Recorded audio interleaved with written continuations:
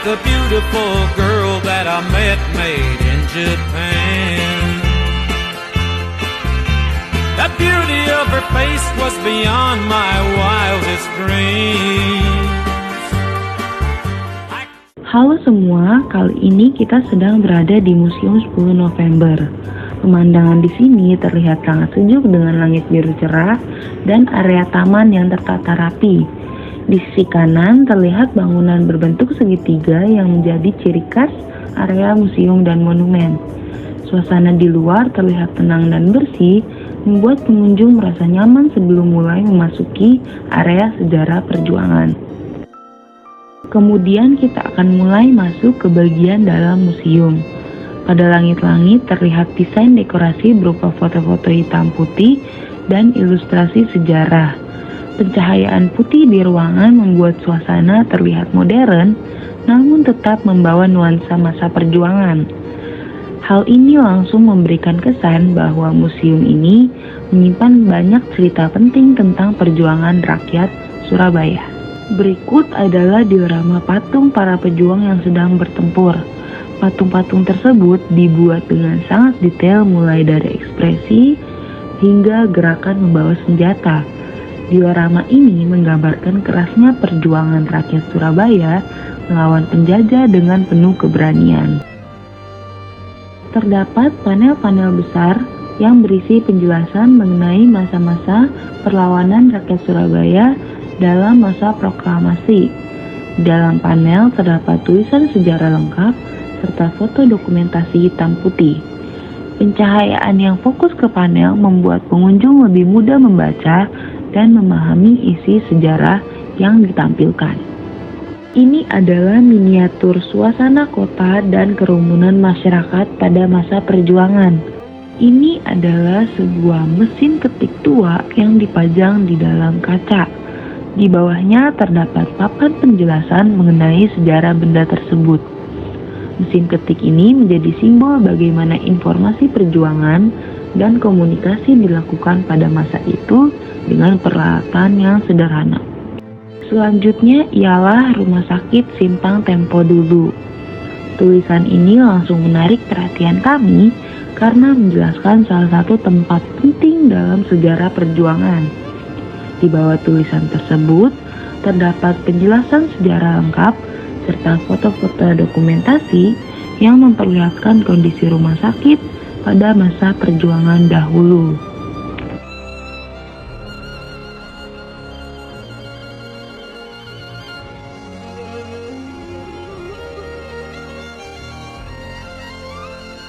Berikut adalah koleksi peninggalan-peninggalan asli dan dokumen-dokumen tua yang disimpan di dalam kaca. Kertas-kertas tersebut terlihat sudah berwarna kecoklatan karena usianya yang sangat lama. Hal ini memperlihatkan bahwa museum menyimpan arsip asli sejarah yang menjadi bukti nyata perjuangan bangsa Indonesia. Ini merupakan salah satu biografi dari pahlawan nasional Indonesia yang dikenal sebagai HR Muhammad Mangundiprojo. Ia merupakan mantan pamong praja yang memimpin Tentara Keamanan Rakyat setelah proklamasi 1945.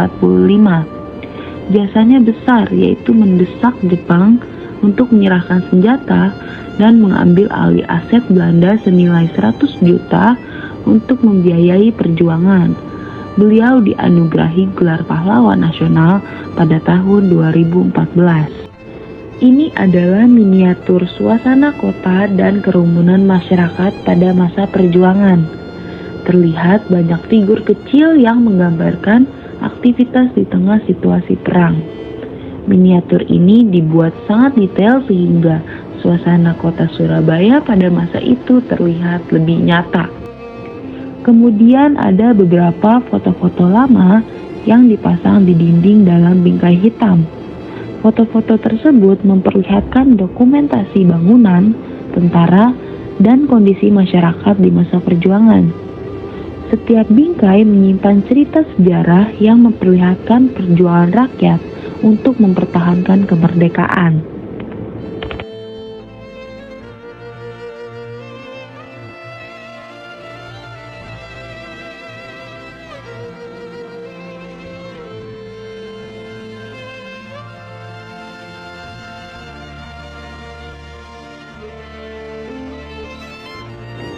Berlanjut ke panel-panel besar yang menampilkan masa pasca proklamasi. Di sana juga terdapat foto tokoh perjuangan lengkap dengan penjelasan sejarahnya.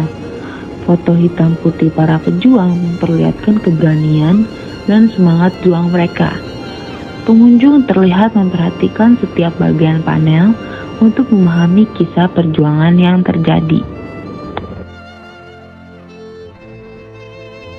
Di penghujung museum, terdapat berbagai bingkai besar yang menjelaskan secara rinci perjuangan dari proklamasi kemerdekaan Indonesia, bagaimana rasa campur aduk seluruh pahlawan dan juga arek-arek Surabaya dalam membuat keputusan yang dimana akan sangat berpengaruh di Indonesia. Biarpun itu kemenangan ataupun kekalahan, bagian ini kita juga bisa merasakan bagaimana orang-orang dengan penuh dedikasi seperti ini patut diberikan penghargaan setinggi-tingginya. Selanjutnya kita dapat melihat makam pahlawan tak dikenal yang berada di luar museum.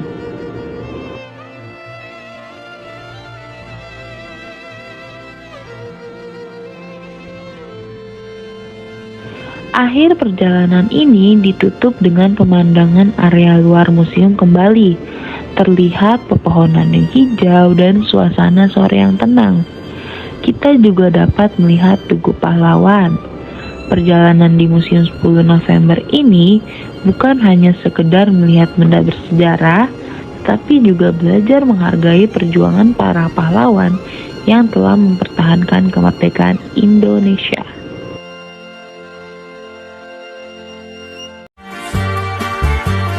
Cherry blossoms blooming in